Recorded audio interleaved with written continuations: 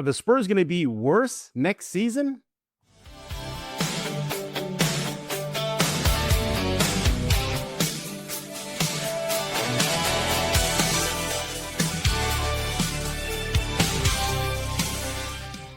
Happy Friday. Welcome back to another episode of Spurs in Focus right here on YouTube, iTunes, Spotify, Amazon Podcasts. You pick a platform, we are there. We're also on the Substack. Go check it out on Google. Just search Spurs in Focus Substack. Click subscribe. It is free. Yeah, free. Be part of the crew right now. And as always, I thank you for making Spurs in Focus your first and only spot for all things San Antonio Spurs. My name is Jeff Garcia, longtime Spurs writer in San Antonio. I know y'all are probably wondering, I thought Rudy and Jeff were going to do a live show every week. Unfortunately, these are some major scheduling conflicts. And yes, it is just the off season. Not much is going on right now. We decided to just go to forgo this week. Well, we should be back next week with a live episode. Again, scheduling issues came up. Reason why we're having an audio only show today. But again, we'll be back for sure on Monday and with our live show next week. Crossing fingers that everything lines up. What are we talking about today? Will the Spurs be worse next season record-wise? Yeah, Bleacher Report put out an article saying that they will be, and it pretty much caused a firestorm on social media with Spurs fans, with some agreeing with the take and some disagreeing. And there's one player in particular why Bleacher Report says the Spurs will be worse next season. Then get into some Spurs news and notes that you may have missed. Captain Wemby, no, he's not the newest Avenger, but Captain Wemby, 2K ratings, and one poor kid learned a hard lesson on the hardwood. We're going to get to that in just a few seconds. Let's go and bring in our guest, everybody, Mr. Rudy Campos with The Sports Answer. You have a sports question? He is the sports answer. Rudy, how you doing? Good, man. Good. Love the new theme music. Like the new intro music there. You got to give credit to your boy Shemaiah, man. Golly, and I feel bad for him because you're on the email chain. I'm like, well, okay, that's cool, but I hate this and I need that. And he's like, all right, I'll work with you. So, but I appreciate it. It really what it was is because I have a license for music through this other program, and the program spits out the license. Here it is. Here's the link to it in case you have any issues. And YouTube always gives me crap about it every time, and I tell them over and over again, I have a license, and then they release all their claims against it. They're like, "Nah, okay, sorry, we didn't see your license. You're okay. You're good." It just got ridiculous, and that's why I reached out to you, and then you reach out to Shemaiah. So, man, Shemaiah knows how to put the music together, doesn't he? Yeah, he really does. I mean, he does all of our intros and outros and stuff. And yeah, he's the reason why he's one of the best music artists in the game today. Absolutely, absolutely. All right, Rudy, you are short on time. Let's dive into it right now. I'm going to put on your screen for everybody to watch. So, Bleacher Report put out an article of which teams will be better next season and which teams will be worse. So, you're probably thinking, well, it's got to be the Spurs, one of the better teams, right? They went to the NBA Finals. They're only going to get better from here. Actually, no. According to Bleacher Report, they believe in their opinion that the Spurs will be worse. Let's go put that article on screen right now. Hopefully, Rudy, you can see it. For those who are just listening, basically the Spurs are tabbed to be to be worse next season. They did note their solid acquisitions from Tobias Harris, Quaintance, Terrence Reed. I would add also the coaching staff, Billy Donovan. And they said, yeah, the Spurs didn't really see any major subtractions, but Rudy is going to get you going right here. The reason why they believe the Spurs will be worse is because of De'Aaron Fox. Quote, if the San Antonio Spurs announce tomorrow that De'Aaron Fox will be the team's newest sixth man and that Dylan Harper will be entering the starting lineup, we'll change this prediction. For now, the Spurs could still hit 60 wins, but they won't reach their potential unless a change is made. So right off the bat, they're saying it all comes down to De'Aaron Fox not on the bench and Dylan Harper not in the starting unit. Buy or sell this take? Absolutely sell. And I'm not going to bring up, the reason why everybody says it, the contract. Just why Bleacher Report, they're doing it for 100% clicks. They kind of shot themselves in the foot where they said, they're going to be worse. But with De'Aaron Fox, they can still win 60 games, but they'll be better with Dylan Harper, one of only 3 teams last year to win 60 games. Think about that. We're talking about potentially no Eastern Conference team winning 60 games this year, because that's how tight the Eastern Conference will be. So again, they would be one of the top 2 teams in the league if they won 60 games. And you're telling me that they're taking a step back off of that? That is the most ridiculous report on Fox. I mean, you're basically surrounding your entire argument off the fact that he had a bad finals run, that he made a bad mistake. And yes, we put the blame on him for that layup attempt that he got blocked. But you're telling me that one player was the reason why the Spurs lost the NBA Finals. Bleacher Report's all about click and bait and stuff, so I don't buy that at all. I completely sell it. And if you're believing that, I've got oceanfront property in Arizona for you. I'm gonna actually buy it, but not because of the reason they gave of a Fox only. I think I'll buy it is because you're gonna see the Spurs learn the biggest lesson, and that is making sure their players are well rested ahead of the postseason run. We saw last season, especially in the finals, a lot of players got gas. Cornette, Wemby, they just looked out of sorts. And also, too, the target on the Spurs back is going to be bigger than ever. This is a team that just dethroned the Thunder as the West champs. They went to the NBA Finals. They're the new kids in the block. They're going to have a big target on the back. There's a lot of hungry teams out there. Utah, Portland, Minnesota. I mean, you heard what Ann had to say recently. He says this Minnesota team can still beat the Thunder and the Spurs. So they're riding high right now. You can't discount other teams like the Rockets, maybe the Lakers. They made some smart acquisitions. So I just think it's not, I think, yes, record-wise, maybe they'll drop a few. They probably won't 62. Maybe they'll get 60, maybe 59. But really, I'm going to buy it, but not for the reasons given. So on social media, really, a lot of fans were actually agreeing with this, but again, not because of the reasons stated, but because of just the platform that the Spurs are on. Rudy, do you think that, not De'Aaron Fox and his position on the roster, just the fact that the target is bigger and they learned a valuable lesson about resting players? Oh, I mean, so that's kind of, I can probably prick your buy balloon by saying yes, that they will, you could buy the fact that they'll be a little bit worse because of resting players and all this stuff and target on the back. But at the same time, I can say, well, no, I'm going to prick that balloon and pop it because they learn from it. They understand that going into a long playoff run, that they're going to have to be smart about minutes. And they're going to do that probably in the regular season again, which is why I kind of said, if Wemby wants an MVP opportunity, he's going to have to do more in less time if they're going to play him 29 minutes a game this year. So I think the coaching staff learned. You're adding Billy Donovan to that staff, who has been, one of the best coaches in the league and even in college. So he's won titles in college as well. So everyone grew in the offseason. The coaching staff grew with Billy Donovan. The team grew adding Tobias Harris. So you've got 2 guys coming in that are going to make a world of a difference for San Antonio. And I think everything that happened last year was just put your feet in the water, test it out. Now they're going to dive full throttle into the deep end of the swimming pool. And that's where I say, wherever you're buying this, if you're basing it off of last year, I mean, you got to understand, they got better in the offseason. They got smarter in the offseason. I don't find that at all. I mean, I really don't buy the social media talk when it comes to, the target on their back. Yes, they're going to have a target on their back. I mean, heck, they were one of the best teams in the league. They ended up going to the NBA Finals. They should have won the NBA Finals. So, of course, they're going to have a target on their back. But that's the best position to have. Why? Because if you have a target on your back, that means you're in front of everybody else. They're trying to catch up to you. And right now, it doesn't look that way. As of, this recording, Denver got worse. They traded Peyton Watson. So that's a team that I feel went down, a little bit more. The Houston Rockets, they didn't do much in the offseason. Anthony Edwards can run his mouth all he wants, but when you put it on paper, that front court doesn't look very good, compared to when they had a Julius Randle and a Nasri. So certain teams in the West got better. Certain teams in the West stayed the same. Some got worse, but at the same time, the Spurs didn't get any worse. They got better.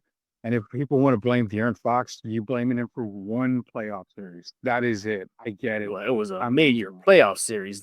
Well, I mean, but again, you go to the fact of, are we still blaming him for the entire loss for the Spurs on the NBA Finals? No, you can't. So again, for Bleacher Report, who, has really gone downhill in all the reporting, lately, they're just using it as clickbait, and he's the easy target to throw.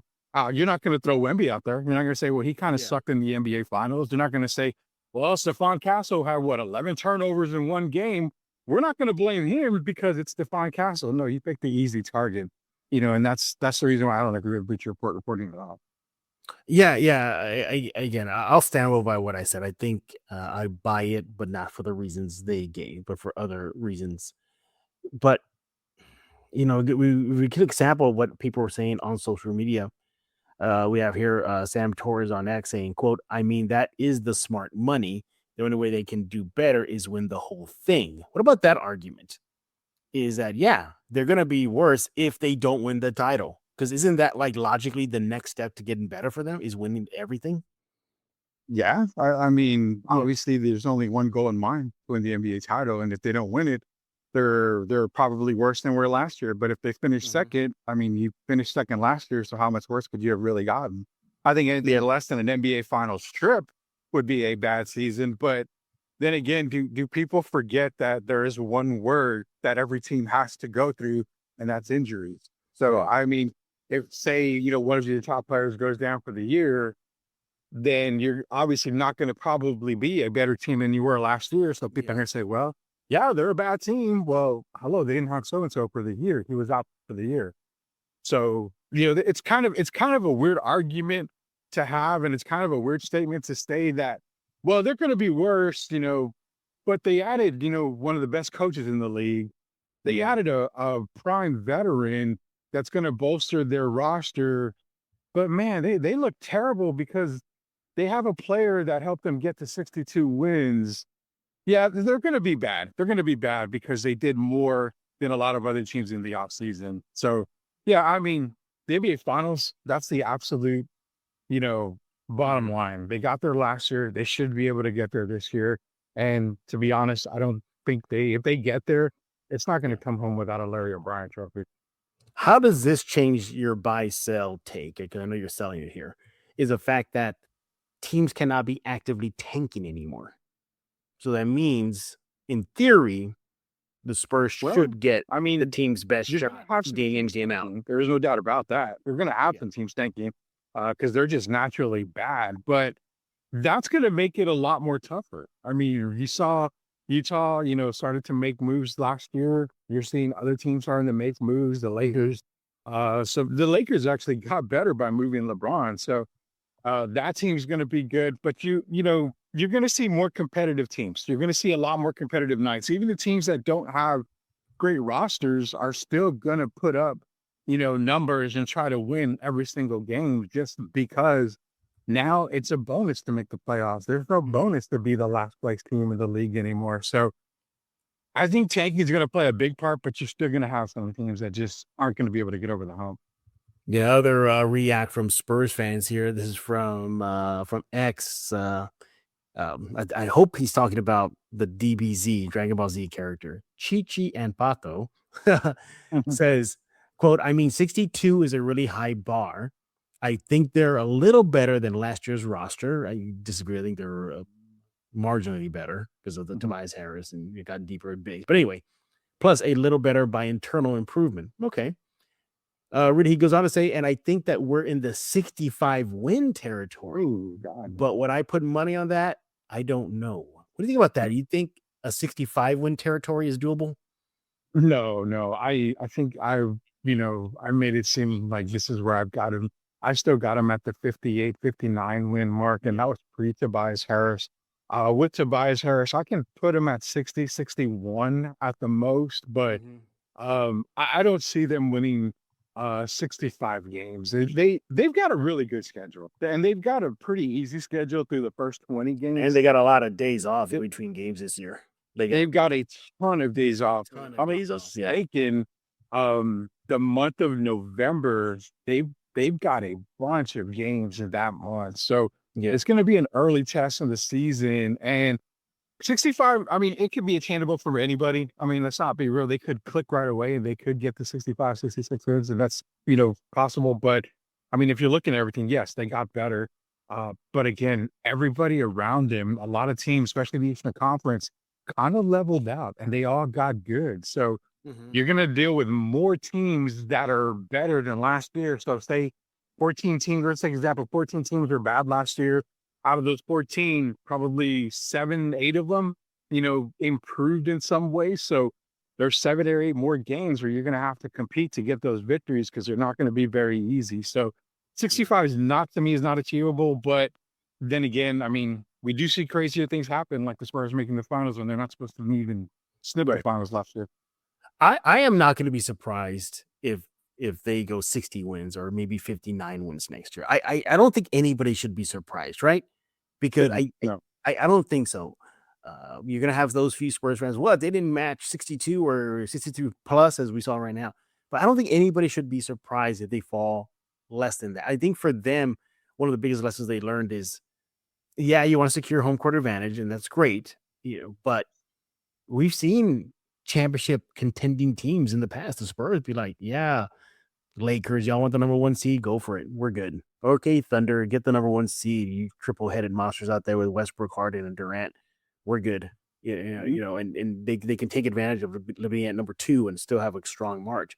I don't know if this Spurs squad is there where they can't afford maybe losing a home court situation in a series here, but I think for me, I don't think anybody should be surprised because I think, as we mentioned, the target on their back, they're probably going to rest players down the stretch more. We mentioned the anti-tanking rules. Maybe that will help teams versus the Spurs bring their better A game against them. And I don't know. I know they have a lot of days off in between games this year, but they're doing some international traveling this year. I don't know if that's going to be a factor. They got to play an early game in Austin. Then they got to go to Paris. Then they got to go to Manchester. And then they got the road trip. And then, sure, they have a lot of days off for the bulk of the season. But to close it, that's where it becomes almost every other day. I don't know if that's going to catch up to them. Also, too, maybe by then, if they are the cream of the crop in the West and it's just them and Thunder and the position has already been settled, then maybe they just take rest days, low management days, and drop a few games here and there. But again, I'm buying it, but not for the reasons why, just solely because of De'Aaron Fox and he's not on the bench and Harper's not starting. I'm not buying that. I'm buying the other factors. Rudy, one more thing before we hit to some Spurs news real fast here. Is this simply just for this young team to understand the playoff is all that matters? Get yourself the 2 seed, with the 1 seed, with the 3 seed. Just be ready for the playoffs. End of story. No matter if you get 58, 60, 65 wins. Yeah, absolutely. It's just playoffs. Get to the playoffs. You luckily didn't have to go through a play-in this year. A lot of people had them in the play-in. I know I had them play in more than likely in the playoff at the 5th or 6th seed is what I had them this past year. And I mean, that's all you got to do. You just got to get to the playoffs. Nothing's changed. The one thing I do like is that a lot of the core guys are working out together.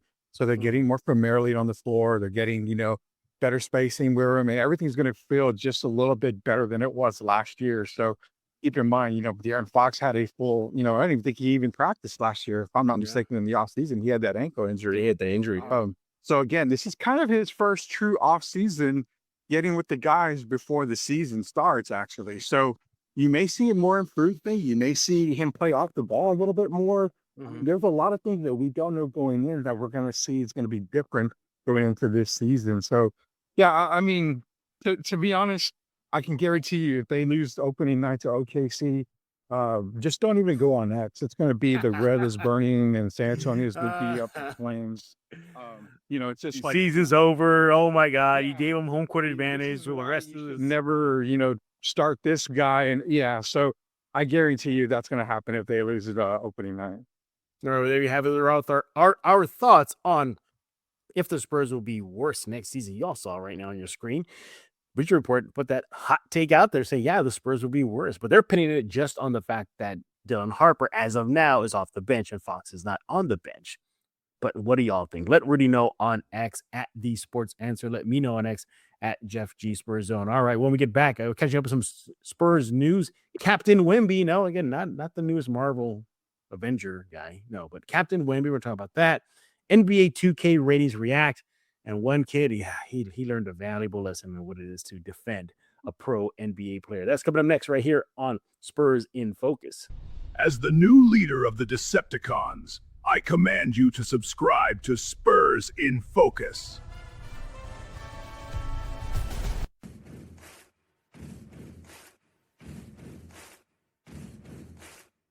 Got Grimlock making an appearance there, Rudy. Yeah, I like that. He's literally on fire from the outside. Well, in the paint. Did you see that? He was in the paint. Layout. We are back, everybody, right here on this episode of Spurs in Focus to close out your week. My name is Jeff Garcia. Follow me on X at Jeff G Spurs Zone. Follow Rudy on X at The Sports Answer. All right, Rudy, let's get into some Spurs news. Ready for that? Sure. And there it is, the newest captain of Team France. Here he is, showing off that French uniform that he's wearing. He takes over the role for Rudy Gobert, who was, I think, long-ish team captain. Wemby's actually the youngest Team France captain in Team France history. So there you have it. But again, kind of a no-brainer. He is the face of the team. He is their focal point on both ends of the court as this FIBA tournament kicks off. Actually kicked off yesterday, everybody. So hopefully Team France won. But there you have it. Obviously it's his guy, but the French head coach said that Wemby's likely and destined to become the best player in the world down the road. He thinks very soon. But there you have it. A big milestone for Captain Wemby there, huh, Rudy? Yeah, good milestone and big one for him. The youngest captain in Team Paris history. So it's a good thing going into the regular season for the NBA as well. Sure. But yeah, good confidence booster and well deserved. I mean, who else are you going to pick? I don't think there's really Boris Diaw's not really playing much anymore, so you can't really go that route. Yeah, Boris Diaw. Oh my goodness, you heard that story that I think Pop shared that it was like Diaz was like late for a practice or something. Then he literally showed up in Sandoz, a cup of coffee, and I think a croissant. And Pop was telling him something like, "Well, you're late, but if you can do this jump or something like that, then you're good." And he broke a record of a high jump or something like that. But it's why I think that's how the story goes. I know somebody probably correct me in the comments there. But no, there it is. Captain Wemby again there. It's sweet. I know we're having fun with the whole Marvel's thing because Captain America, Captain Marvel, Captain Wemby. But he would have to be the stretch guy, right? If he's on the team. Like just stretching a bit, like kind of like Fantastic Four, Mr. Fantastic, right? Fantastic, probably so. Yeah, I would say it's either between him or Plastic Man, but Plastic Man is just too much of a goony. So he would probably have to be Mr. Reed Richards, Mr. Fantastic, because Wemby's pretty smart. Yeah, absolutely. All right, let's continue with some Spurs news and notes. All right, NBA 2K player ratings are coming out, and as y'all know by now, Wembanyama is number 2 overall player rating in the video game at a 97. You wonder who's number 1? SGA there, Rudy. SGA got number 1. Can you believe that? Yeah. I don't buy it, but okay. Yeah, I don't buy it either. But okay, fine, no brainer there. But for those of y'all wondering who was the second highest overall player rated Spur in the video game, it was Stephon Castle with, I believe, an 87. And he had a chance to talk with Complex Sports about his player rating. And at first, Rudy, he's all about it. He's like, yeah, that's pretty good. But oh my God, then he started nitpicking it. Let's hear what Stephon Castle had to say about his NBA 2K player rating. I think 87 for year 3 is pretty good to start the year. So I was happy about that. I didn't agree with the drive and dunk or the vertical. It was a couple other ones I didn't agree with. I just saw the list, but it happens. But I think it's on us to make that rating go up. Well, there you have it, Stephon Castle. First of all, liking his player rating, then really saying, "Oh, you know what? Maybe not." 87 though. I think that's still pretty good though. And again, he's the second highest rated Spur in the video game. This is really going to cause problems here for everybody, Rudy. The third highest player rated Spur is Dylan Harper with an 85. And after that is De'Aaron Fox, Rudy, with an 84. So, those Fox haters are going to come out, Rudy. You see, even the video game says Harper is better. But what do you think about an 87 for Stephon Castle? I think I'm buying it. I mean, it's 87 and it's not. That's not a complete wash. I don't know his individual ratings, but if they rated him low as far as like the driving dunk and vertical, that's kind of weird by Yeah, he was NBA in the 2K to do freaking that. dunk contest. Yeah, and I mean, he had a lot of, like memorable dunks this year, so I figured they would have at least had him close to being maxed out on a lot of those, on those two at least, which would have probably drove his rating up to like 89, maybe 90. So, Yeah. yeah, I'm okay with an 87. I think what held them down is, obviously 3-point shooting, which he did improve. Turnovers probably. He did improve, plus the turnover. Yeah, that turnover rating's got to be horrible. But it's weird how, when NBA 2K, NBA Live, and all those, were coming out, and you saw the player ratings, the only ones that ever kind of got, upset were fans at it. Yeah. That players know, oh, well, I play games, so now I'm an 85. That's disrespectful. Well, I mean, sure, it's disrespectful, but I love the way he said it. He's like, well, it's on us to kind of make it better. So that should motivate the players to play, that much harder. And just a asterisk here for you. Yeah. There's really no player in the league that should have gotten a 99. I think every Castle hit it on the head. Yeah, Castle hit on the head. As the players get better throughout their regular season, like in person live, the video game counterpart gets better or worse. So that's why throughout the season you'll see, okay, here are the updated ratings. I want to go back to Wemby though, real fast. Do you think Wemby's rating will get number one, overtake SGA? I think it will. I'm curious to see what was low for him. I want to say that it eventually will, but I mean, can't see one of not, one of the better 3-point shooters at his size, obviously. But what else would they have talked about? I mean, could it be paint?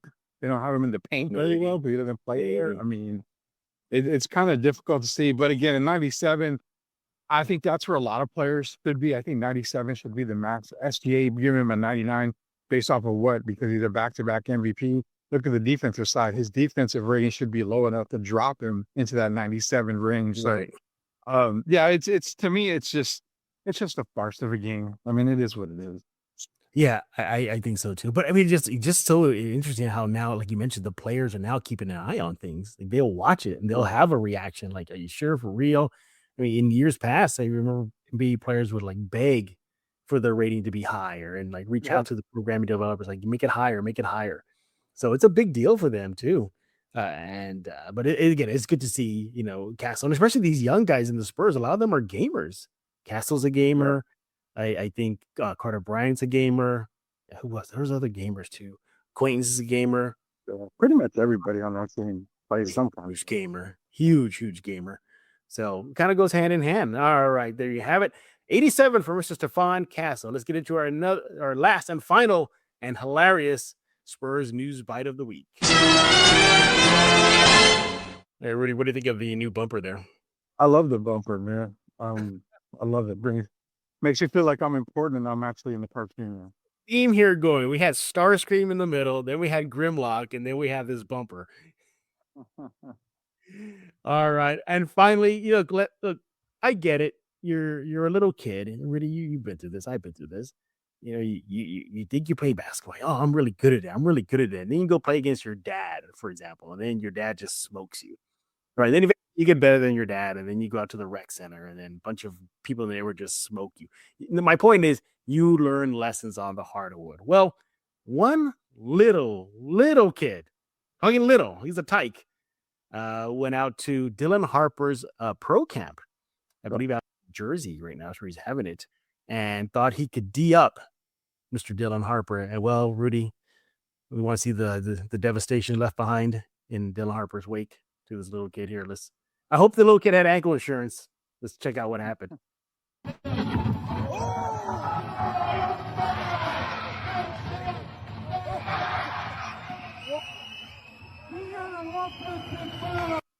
Oh, I got to see that again. Let's see that again. Oh, dude, goodness gracious. There you go. Oh, back it. Take it easy, Harper. He's just a kid, man. Man, that little kid learned a lesson, didn't he? Yeah, and I'm not going to lie. It looked like Dylan used a little SGA elbow shove there at the end to push them down. So, No, man, it's all good. It's all fun and games. But yeah, that little kid, welcome to the league, little man. If you want to play in the league, you're gonna have to learn to stay on your feet like that. Cause yeah, that was not good. What was your biggest on-court lesson that you learned where you're probably on the wrong end of a move, or as you saw this kid get your ankles broken or something? For me, it was during basketball practice over at our alma mater, Central Catholic. Yeah. I stole the ball and I looked back, didn't see anybody coming, so I kind of just took my time and went for a layup. And as soon as I went up, I got blocked out of nowhere. Yes. And so what's funny is I laid on the ground like, holy crap. But then I kind of got scolded because they thought, well, you didn't get up and play defense. I'm like, I got blocked, but at the same time, I got hit in the head a little bit. So I'm kind of like, where the hell's going around? Like, Where's my foul? Where's my foul? We didn't cry about fouls back then, man. There's no whistle. You keep playing, but that's probably my biggest, like, what the hell moment in basketball was thinking I had an easy one. And then coming out of nowhere, one of the guys just came and blocked me. I'm like, oh crap, where did that come from? For me, it was playing at the neighborhood rec center on the south side. I forgot where it was. It was definitely on the south side. Trust me, it was on the south side. Well, my dad took me, and we just played a pickup game 5-on-5, and I was hot. I was hot from deep. It was hot. I was just knocking down shots. I'll say I was like maybe like in high school this time. And all right, so the other team saying, okay, we got to cool this guy down. So I learned what it is to go under and over picks. This guy, and I wasn't looking to. This guy is older, way older man than me. Set a pick for me, and it was the hardest pick I ever. I mean, he floored me, and he was just a stout, solid, strong, older man dude. And I was coming off a screen, and then bam, I smoked right. I fell to the ground. I was embarrassed, and Rudy, I started to fight. My dad had to get me off of it. Oh man, you're a fighter. Yeah. Why would you fight on that, man? That's illegal. I didn't appreciate the hard screen, but anyway, it happens. I didn't call a foul though. I didn't ask for a foul. I asked for hands, but I didn't ask for a foul. All right, there you go. Yeah, they didn't blow the whistle. That was an illegal pick. All right, there you have it. Some quick Spurs news and notes to wrap up your week right here on Spurs in Focus. Rudy, we'll be back next week for a live show. Yeah, everything should work out. People wonder what's going on. It's school time. So I have a little one. He's in sports. And these days it's either or we should do that. So either do I want to get divorced or do I want to... Yeah, we don't want that happening. We don't want to have Rudy go through a divorce. All right, so that's a bad thing. All right, well, Rudy, thank you so much for taking time out of your schedule to join us here on Spurs in Focus. Make sure to follow him on X at the Sports Answer. And Rudy, before I let you go, I heard everything's going well for the Answer, huh? Yeah, we got an upgrade in the studio. So definitely taking advantage of that. We're doing some more stuff as well. We won't have a show tonight, so this week we kind of take a break off, but we will have a recording show being played for everybody. So we won't have an actual live show. She'll be back next week with another live edition of the Sports Answer. But yeah, it's Answer Now TV on YouTube. Hit that subscribe button. There you have it. Make sure to follow Rudy on X at the Sports Answer. Again, we'll be back next week with a live show. And maybe Rudy will be there with us before then. We'll see how the schedule works out. Rudy, thanks again. Everybody else, we thank y'all for making Spurs in Focus your first and only spot for all things San Antonio Spurs. We are on iTunes, Spotify, YouTube Music, YouTube. Go subscribe wherever you get your favorite podcast. And then make sure to follow the Substack. Just Google Spurs in Focus Substack. Click subscribe. You're in. Completely free. Go check it out right now. And thank you for making Spurs in Focus your first and only spot for all things San Antonio Spurs. Ignore the rest. Unsubscribe to the other shows. You only subscribe here to Spurs in Focus. As mentioned, we'll be back on Monday with a brand new show. Like we're going to be talking about Wemby at the tournament that's going on right now. So expect that and a lot more. So for Mr. Rudy Campos, I am Jeff Garcia, and now you're in focus with Spurs in Focus.